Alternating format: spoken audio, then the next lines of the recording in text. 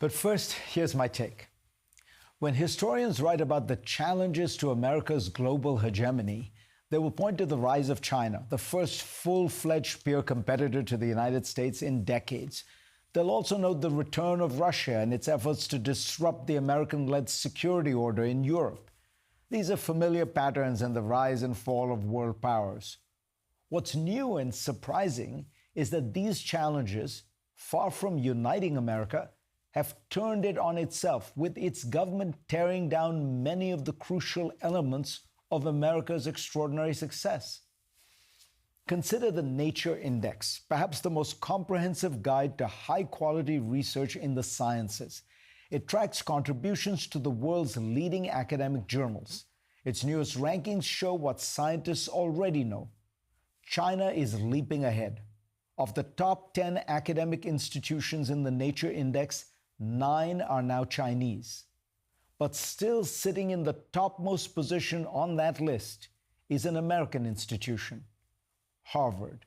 And it is this university that Donald Trump is trying to destroy. The Trump administration's war on Harvard is bizarre in many ways.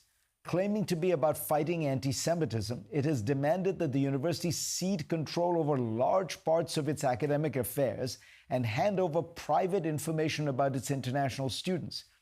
It's never explained why it has singled out Harvard for this retribution, and the problems that it claims to be concerned about are not particularly egregious at Harvard. Its main weapon, the withdrawal of federal research funds to Harvard, is directed at the parts of the university that have virtually nothing to do with the woke ideology to which Trump objects. More than 90% of the research funds the government has threatened to deny Harvard are for research in the life sciences, studying diseases, medicines, and other such topics. Denying funding for cancer research will not affect people protesting for Palestine. It will almost certainly knock Harvard off that Nature Index list.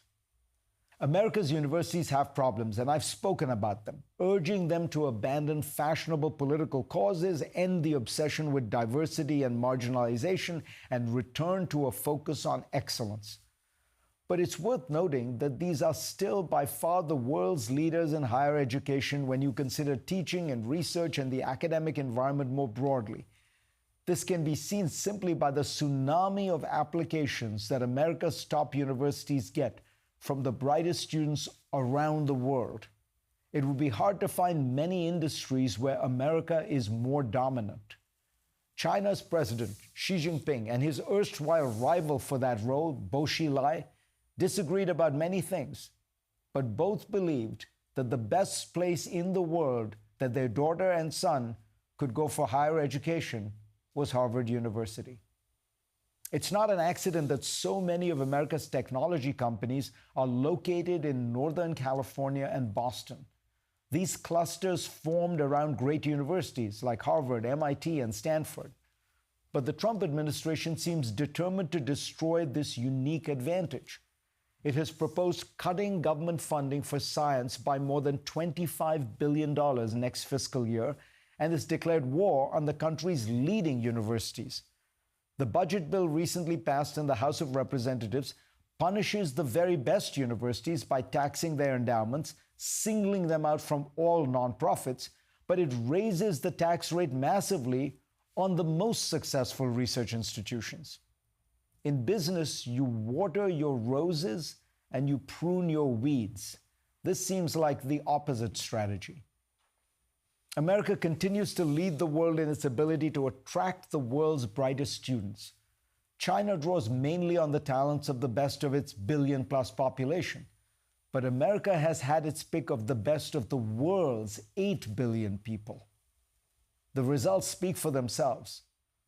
Of America's top 10 companies, 5 are run by immigrants. Bringing in international students also benefits the economy as a whole, generating more than $40 billion and supporting nearly 380,000 jobs just last year.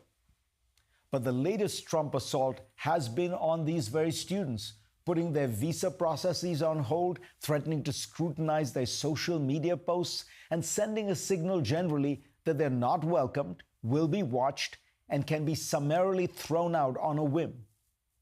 We are already seeing the results. Searches on the internet for American PhDs are down between 25 and 40%, while those for Australian and Swiss universities are up by even more than that. Around 4 decades ago, when I thought about applying to American universities from India, I was impressed by their reputation in research and teaching, but I was also attracted by the idea of America, a truly free and open society, one that welcomed people from around the world, and where, in President Reagan's words, our origins matter less than our destinations. In a competitive world where other countries have caught up in so many ways, this is still America's unique advantage, if we can cherish it rather than destroying it.